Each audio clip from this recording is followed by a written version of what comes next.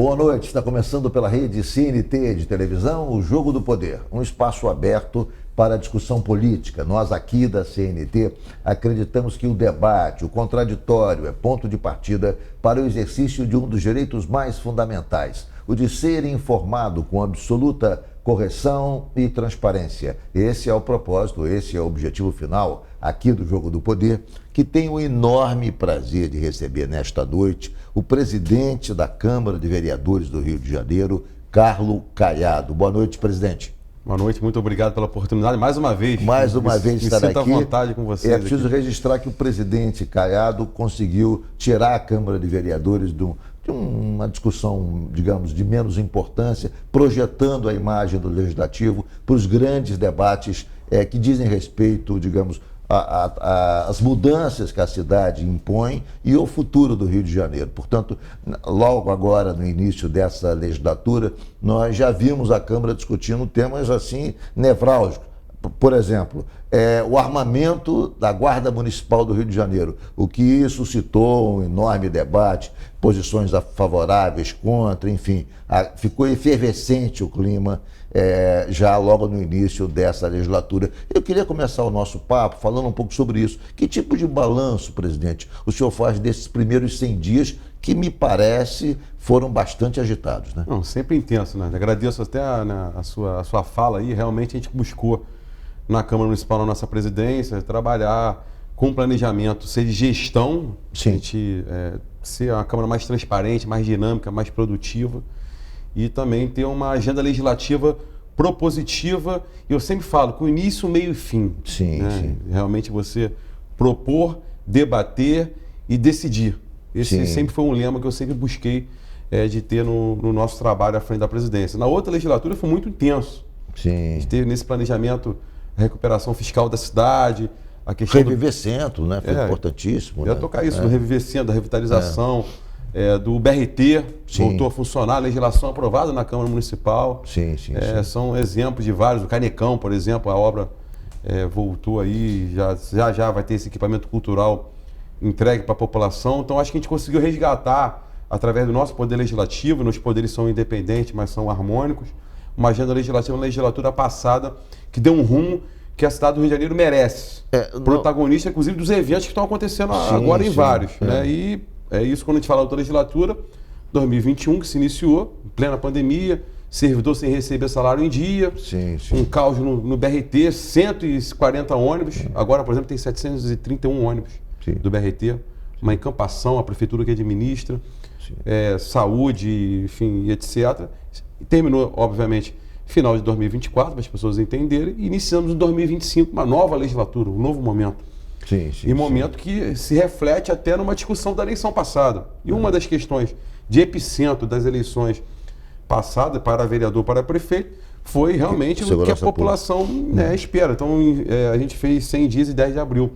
E nessa nova planejamento nosso legislativo, se trata sobre segurança pública, sem entrar na atribuição da esfera estadual. Claro, claro que não. Mas é o que eu sempre defendi e que o prefeito também colocou em debate, de a participação do município, de certa forma, fazendo o seu papel. E uma complementando a atuação até da própria da Força Policial Estadual e até federal, né? Uma delas que eu pautei na legislatura passada, mas agora que nós conseguimos, nesses 100 dias, já nesse debate, enfim, na sua fala, foi a alteração da lei orgânica do município, que permite à Guarda Municipal ter o poder de usar a arma de fogo. Eu sempre defendi isso.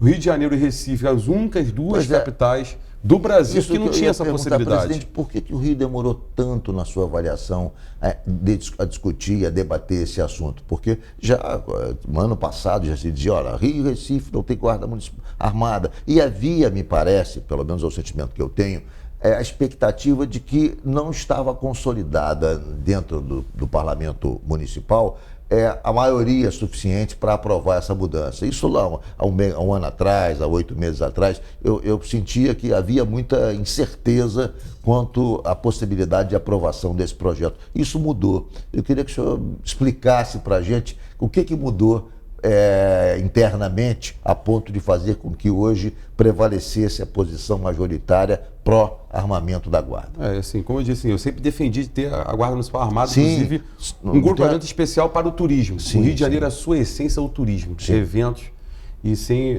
mexer nas atribuições, como eu disse, Sim. do governo estadual. E cada momento é momento. Quando a gente fala cada momento, na minha opinião, como eu disse aqui até antes na outra fala, nas eleições passadas, a população buscou entrar muito firme nesse tema da segurança pública.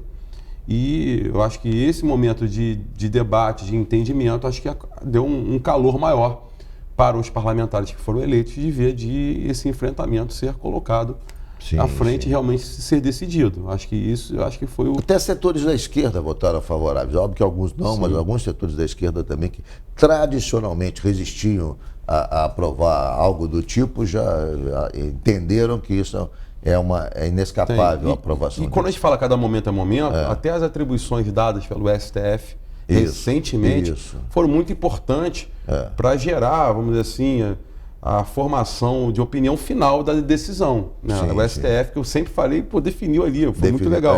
Né? O policiamento ostensivo, preventivo e comunitário nas atribuições dela, da Guarda, sem entrar nas atribuições da Polícia Civil e Polícia Militar. Né? Quando a gente fala, o exemplo disso, uma praça, ter o guarda municipal armado, evitar um furto, um roubo de um celular, de um relógio. Do relógio. Assim, o Rio de Janeiro, a orla, né, que a área o local mais democrático que nós temos é a orla, né? Isso. De você ter uma guarda municipal podendo fazer onde está o turismo, né?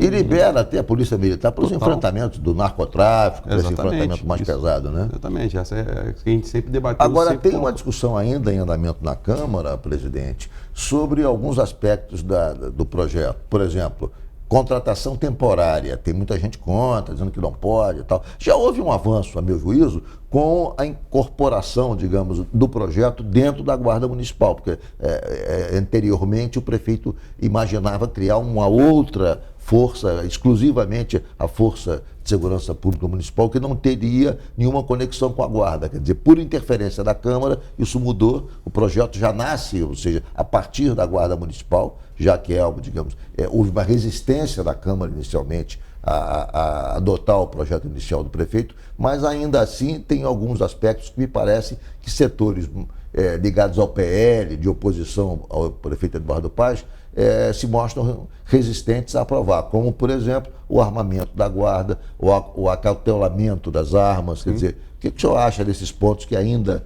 não são consensuais? Então, como você disse, a primeira questão da alteração da lei orgânica coloca muito claro, né, de você poder armar a instituição, a Guarda Municipal. Então isso foi aprovado. E agora se faz necessário, até na aprovação da lei orgânica, que se tenha um projeto de lei para virar lei, regulamentando e criando uma lei especificando e detalhando. E eu acho que hoje o debate disso, nessa polêmica, que é uma polêmica muito saudável, né, e o plenário é soberano para se decidir no final.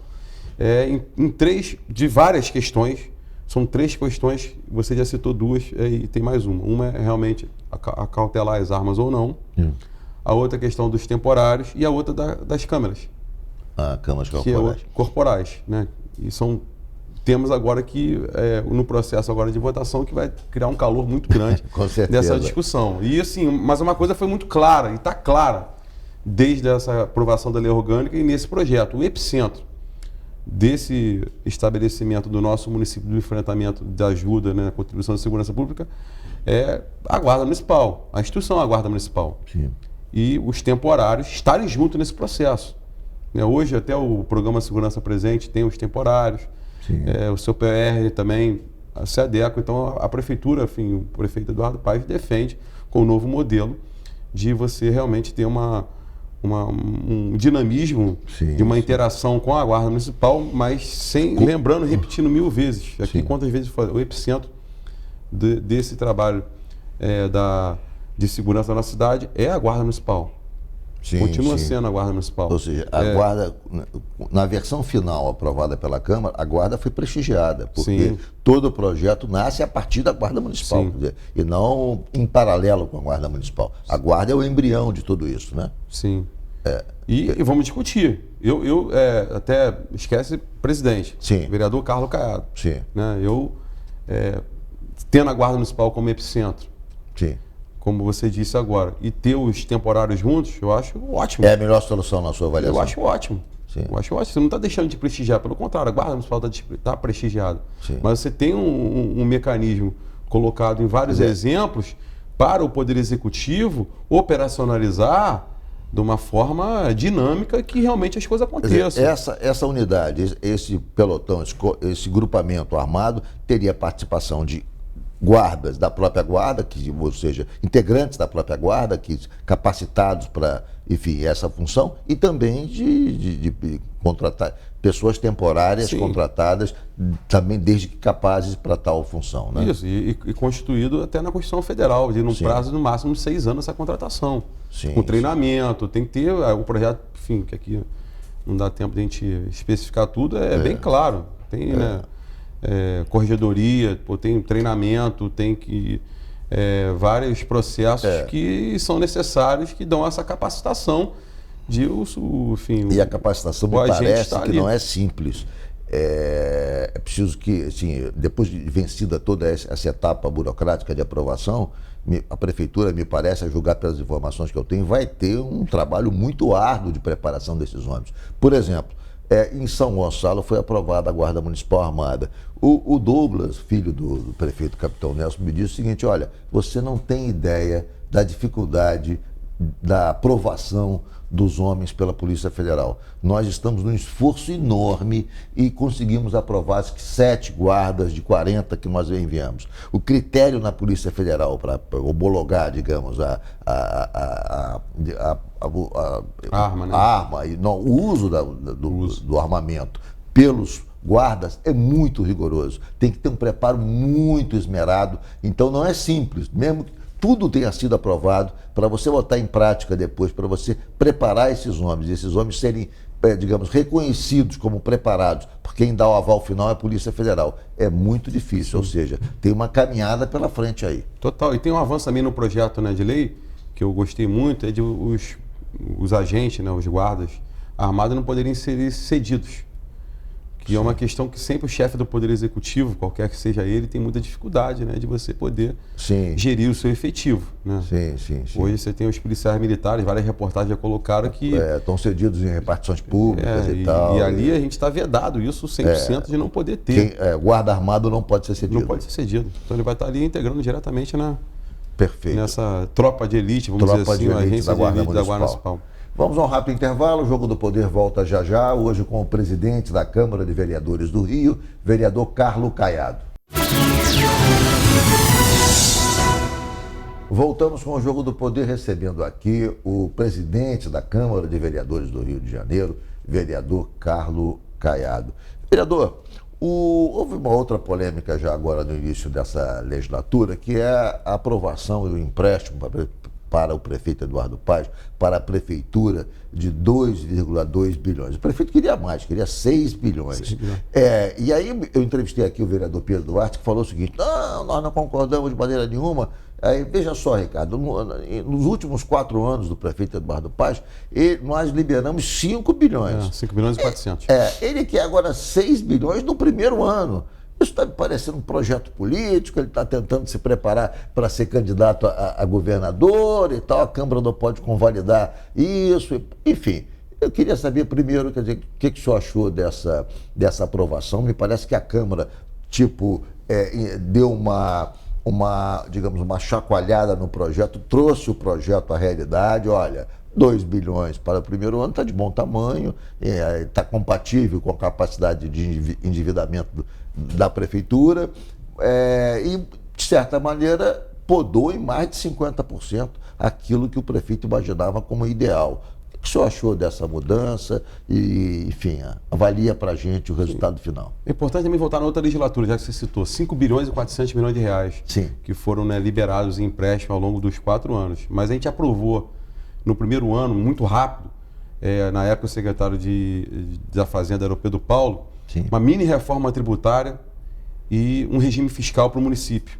E que levou o Rio de Janeiro, a cidade do Rio de Janeiro, claro, ter a capacidade, sim, financeira para que esteja apta a captar recursos junto ao governo federal sim. para várias intervenções. Sim, e todos esses empréstimos que foram feitos foram empréstimos que hoje geram consequências muito positivas para a cidade. BRT está aí para... BRT, compra de ônibus, as estações foram reformadas. Sim. Jardim Maravilha, em Guaratiba, que toda hora a mídia coloca lá, infelizmente, as pessoas embaixo da água, como exemplo. Sim. Túnel de Campo Grande, Sim. a obra acontecendo, como outro exemplo. Então, assim, são intervenções que foram discutidas e planejadas e que o parlamento ali Sim. aprovou com muita responsabilidade. E agora, nesse semestre, o prefeito apresentou o teto máximo de empréstimo que a prefeitura apresentada pela sua secretária de Fazenda poderia captar empréstimo. E nós fizemos, com capacidade de discussão, debate técnico, uma análise da nossa comissão,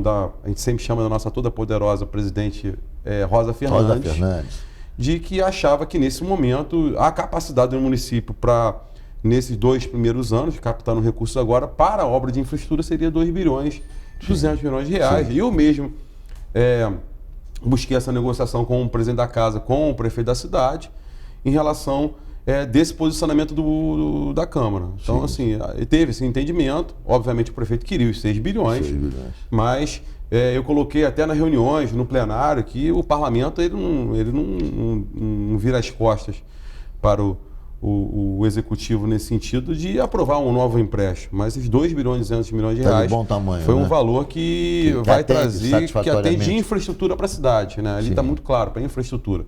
O vereador Pedro Duarte me dizia aqui o seguinte: não, das outras vezes o prefeito era mais preciso. Ele dizia isso: quero tantos bilhões aqui para o BRT, quero para isso, vai ser através de um banco público, vai ser através de um banco privado, porque cada, digamos, instituição pressupõe uma taxa de juros. Dessa vez a coisa é toda aberta, quer dizer, a infraestrutura cabe tudo, não diz onde ele vai buscar esse empréstimo, se é no Banco do Brasil, se é num banco particular, isso tudo nos gera insegurança. O que o senhor acha dessas ponderações? Sim, eu até fiz uma emenda que você deixa mais, não só transparência e mais informações para o Poder Legislativo, que o Poder Legislativo é aquele que representa a sociedade, tem que sempre estar interagindo, que obriga, assim que captado o empréstimo, informar a Câmara num prazo de 30 dias, prorrogável mais 30 dias, totalizando 60 dias, aonde serão aplicados esse empréstimo, esse valor de infraestrutura.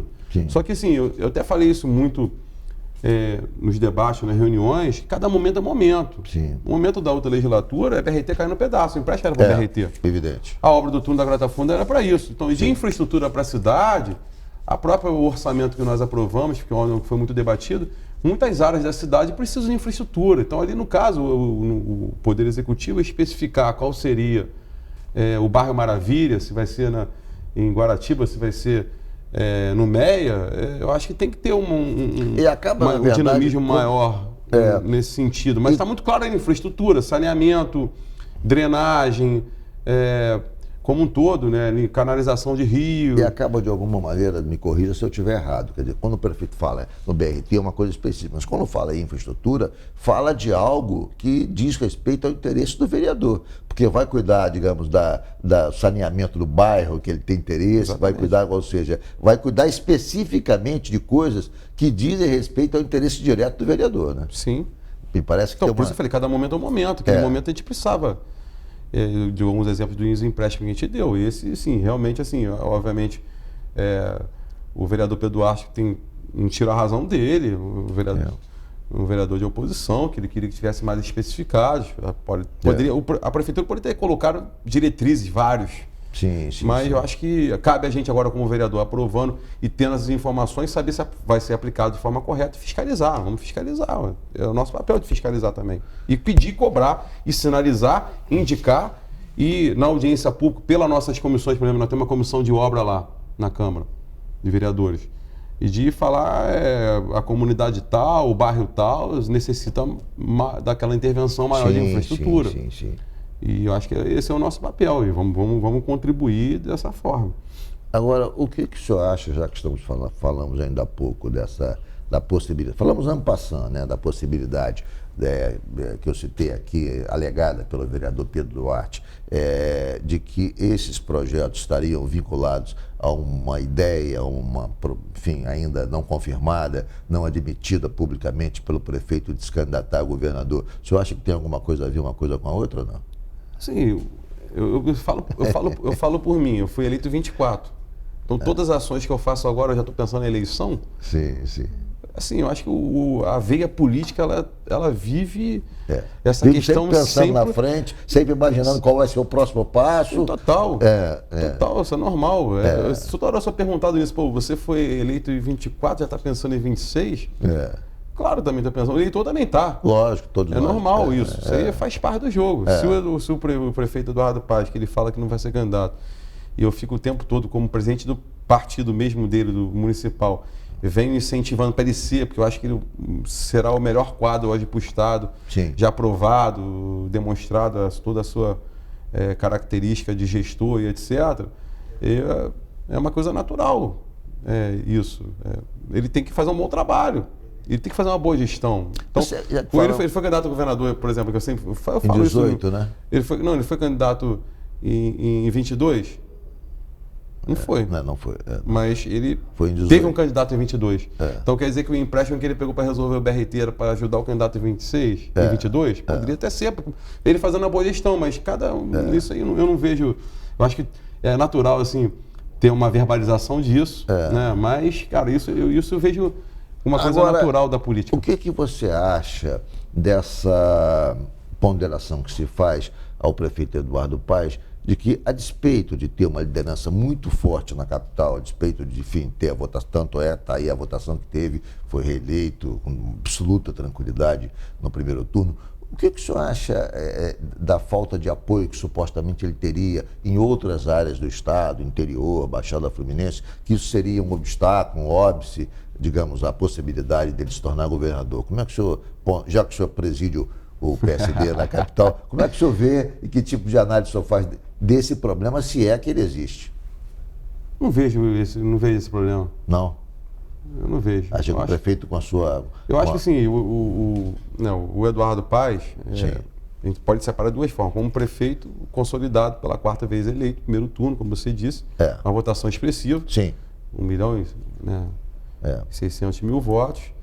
E isso aí é uma consolidação na cidade. Sim, Até em 2018, que infelizmente ele perdeu a eleição para o Witzel, né? Foi comprovado. Pro Witzel, é uma eleição manipulada, é bom que se diga, manipulada, com participação da Justiça Eleitoral, com o senhor Bretas fazendo aberrações jurídicas contra o prefeito. Eu digo sempre isso porque, na época, eu fui um forte opositor da chamada Operação Lava Jato, batia dia sim, o outro também, porque via que havia muita extravagância, muita coisa improcedente. E no caso do Bretas, isso aconteceu de maneira assintosa, tanto que Bretas hoje está afastado das suas atribuições como juiz por decisão do Conselho Nacional de Justiça. Quer dizer, alguma coisa errada ele fez. A gente chamava até o Witzel assim, Kinder Ovo, né? A surpresa, a gente não sabia nada do que ele era.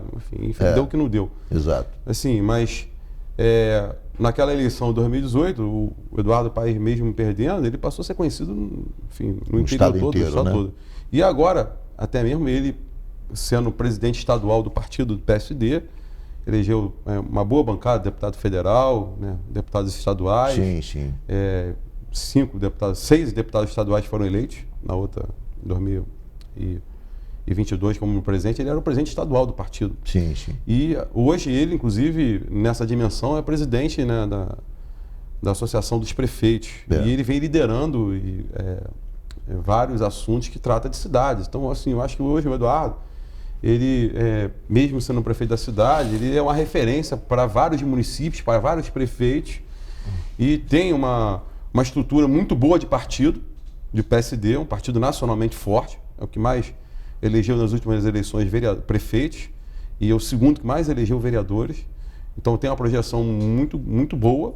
Sim. E ele, através dessa referência dele, o Eduardo virou uma referência além do Rio de Janeiro. Eu vi uma pesquisa da Quest recentemente mostrando o seguinte: quando você pergunta ao eleitor do Brasil quem seria o candidato para suceder Lula no campo, obviamente, do presidente Lula, no campo das alianças do presidente Lula. Obviamente que se fala em alguns nomes do PT, como o Haddad, como o Camilo, mas na lista, em terceiro ou quarto, é Eduardo Paes, quer dizer, ou seja, ele é lembrado nacionalmente, ainda que em terceira posição, obviamente, diante de outros concorrentes mais próximos do presidente, como um nome nacional para a disputa. Então, um nome que já ultrapassou, transbordou dos limites do Rio, pela projeção que o governo dele conseguiu. Sim, virou referência nos municípios, como eu falei. A rede social dele é muito ativa. É muito ativa com tudo. E quando a gente falou assim, até de tema da relação à Guarda Municipal Armada, ele foi o primeiro, enfim, nesse momento,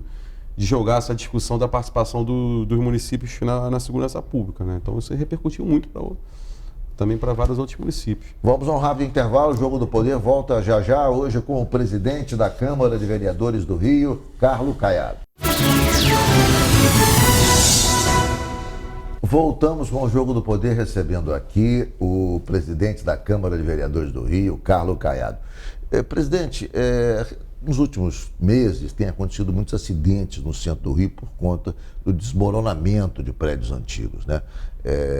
Prédios abandonados, históricos e tal, alguns históricos, outros nem tanto, mas o fato é que há um conjunto enfim, absolutamente abandonado na região central do Rio. Eu queria saber objetivamente assim, como a Câmara de Vereadores está tratando esse assunto, que tipo de medida a Câmara pode tomar para arrefecer, para disciplinar, para talvez até fazer com que a Prefeitura haja de maneira mais consistente, mais propositiva em relação a esse tema. A Câmara já teve um papel importante na questão do Reviver Centro, estimulando novas construções, aprovando, né, estimulando, reduzindo impostos, estimulando que se moradias na região central da cidade com o objetivo, com o escopo de recuperar aquela área degradada, mas como também evitar que se ocorra novos acidentes e se também, de alguma maneira, se consiga recuperar essa área que, em estando abandonada, contribui para uma imagem, enfim, decadente daquela região, né? Então, esse tema a gente sempre debateu.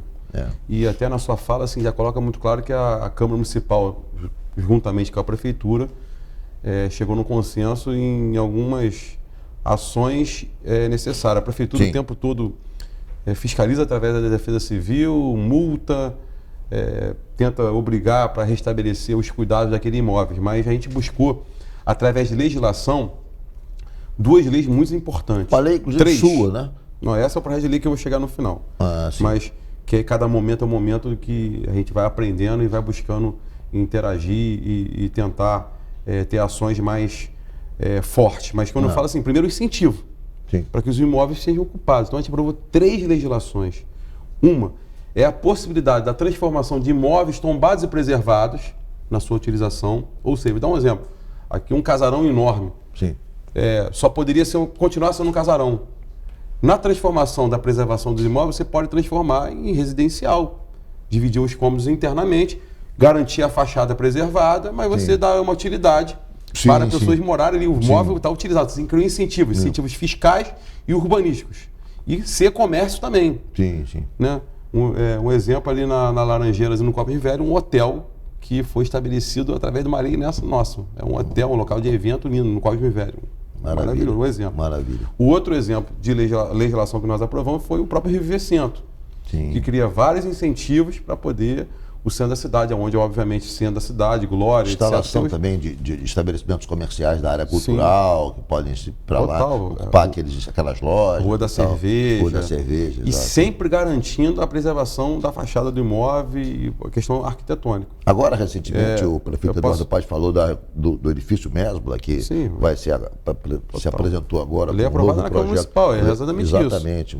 Vai ser um residencial. Eu queria dar assim, outro exemplo. Às vezes você tinha um imóvel que estava tombado aqui na frente, com razão de ser totalmente tombado, e atrás a caixa do terreno teria condições de construir um prédio modernizado. Na Rua Paissandu, por exemplo, foi essa casa tombada na frente virou a casa de lazer do imóvel, ficou muito lindo, e atrás surgiu um imóvel novo de moradia, né, revitalizando aquela região. Outro exemplo. E o último exemplo, que depois vai para a questão final sobre o projeto de lei atual, no plano diretor, a gente estabeleceu um capítulo e que colocava essas leis que foram aprovadas, de incentivo, etc., e que falava que deveria ter uma lei regulamentando e colocando atribuições de força maiores para o Poder Executivo entrar quando não tiver a vontade do proprietário de exercer, né, esses incentivos de revitalizar, que é o problema que você colocou, né? Na Mendesá, por exemplo, sem vítima, graças a Deus, o imóvel caiu, etc.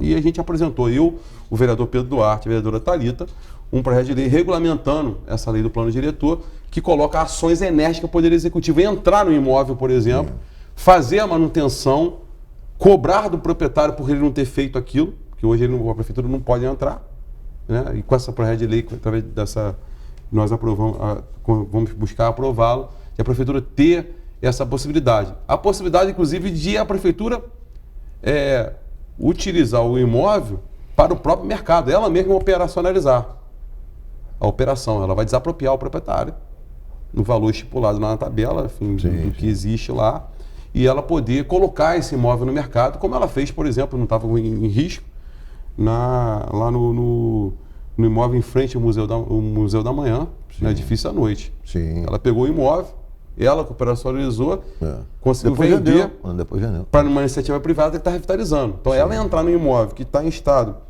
que precisa de uma intervenção de manutenção para que não corra o risco, e operacionalizar aquele imóvel de ser entregue para a sociedade, né, de uma certa forma, com uma ambiência, seja para o comércio ou para a moradia, eu acho que esse projeto de lei que nós apresentamos, acho que é bem eficaz. Sim, sim. Vereador, semana passada houve uma apreensão eu estou trocando já de tema, para a gente poder abordar, enfim, o maior número de assuntos dentro do tema disponível aqui no programa. Houve uma apreensão de 500 armas de gel numa rede de lojas de brinquedo e tal. E isso tem acontecido de maneira recorrente. Quer dizer, o senhor tem um projeto para proibir tanto a produção como a comercialização desses produtos, né? Que na verdade não são brinquedos, são armas que reproduzem um fuzil, inclusive com muita verossimilhança. Você olha aquela arma, tem dúvida se ela de fato é um fuzil verdadeiro ou se é uma arma de brinquedo. Como é que o senhor está vendo, quer dizer, a crescente apreensão desse material e a Câmara vai entrar nesse debate para tomar? O senhor anunciou, parece, essa semana, que a Câmara deve discutir e votar algo para coibir esse tipo de comercialização. Sim, nós estamos buscando colocar com entendimento dos vereadores em regime de urgência esse projeto para ele ser votado quanto antes. Eu acho que isso aí ele tem dois objetivos, né? Proibindo, né, a comercialização, a sua produção, mas não só infelizmente de usarem essas armas, de poder assaltar as pessoas como uma réplica, né, de uma arma de fogo, mas também até mesmo de machucar uma pessoa. A arma de gel ali, enfim, a potência ali é difícil. Então, assim, é uma visão que nós tivemos no parlamento de proteger a população nesse sentido. Sim, sim. Eu vou fazer um intervalo, na volta eu quero falar um pouco sobre o projeto do edifício Serrador. Quando que a Câmara vai se mudar para lá, enfim, quando o plenário vai para lá, porque já tem alguns departamentos da Câmara em funcionamento lá. Vamos falar sobre isso já já. O Jogo do Poder volta já já. Voltamos com o Jogo do Poder, recebendo aqui o presidente da Câmara de Vereadores do Rio, Carlos Caiado. Presidente, como falei no bloco anterior, nós estamos aí no último bloco, temos aí 6 minutos para encerrar o nosso bate-papo, infelizmente, mas eu queria falar um pouco sobre alguns temas. O primeiro deles é a transferência total da Câmara de Vereadores para o edifício Serrador, que foi uma grande medida, eu acho que, enfim, foi acertada na minha avaliação. Aquele prédio lá, anexo da Câmara, é um prédio que, enfim, sem a menor condição de continuar a cumprir com as suas tarefas. Eu conheço bem aquilo lá, já estive por lá há algum tempo e sei daquilo, enfim, que era impossível recuperar aquele prédio, e a Câmara vai ter digamos, agora suas dependências, digamos, decentes, porque o prédio Serrador, o edifício Serrador, enfim, vai dar, enfim, imponência e digamos, e também ao mesmo tempo uma estrutura hábil e eficaz para o funcionamento a contento